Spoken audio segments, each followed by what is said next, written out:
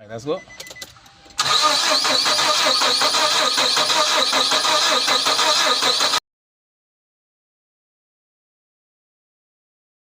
Yo, what up? Customer came through with a Nissan NV350 E26 bus, right, with a loss of power issue. He stated that the vehicle ran rough, especially on CNG. This is a modification that these guys tend to do on the fuel system.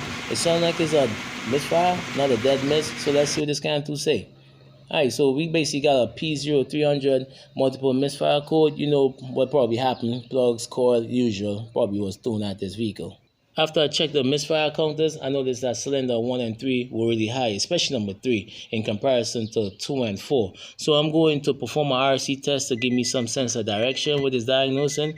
If you see any mechanical faults, then we gotta definitely go into this engine, right? But in the past, I have ran into a few of these buses that have compression issue, especially with the CNG. And no matter what the guys do, it's not gonna fix the problem. They definitely have to go down in the engine. So as I said, man, let me see what happens. From what I'm seeing here, we do have a compression issue, right? So we got to figure out where this compression is going using a scope and other diagnostic tools, and we should have a clear direction on where we're going with this repair. Most time the compression leaks via the valves and not the rings or the head gasket, right? But I'm definitely gonna put the borescope down in the cylinder to see exactly if I see anything, you know, on the valves, if it's like it's burnt or if it, you know, have like damages to the valve or the valve seats, right?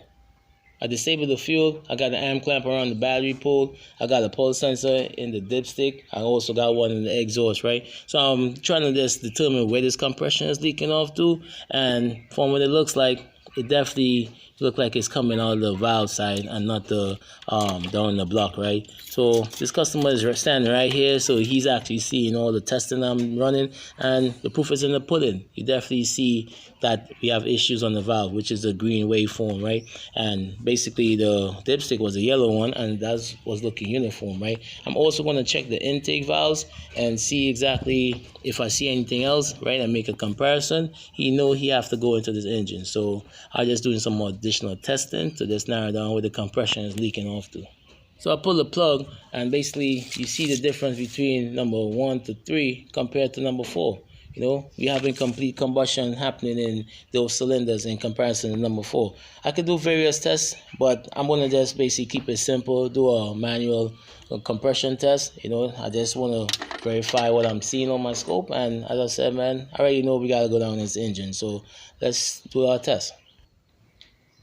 We definitely have a sealing issue on this vehicle, right? So we got to address the valve and compression problem, right? So this is a reminder for all those mechanics who like to throw coils and spark plugs at vehicles.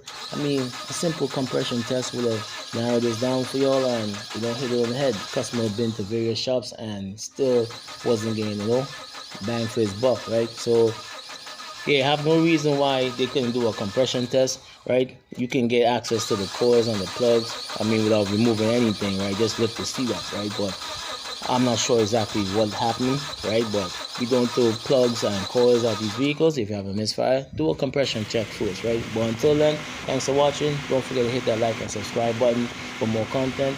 Until then, take it easy. Later.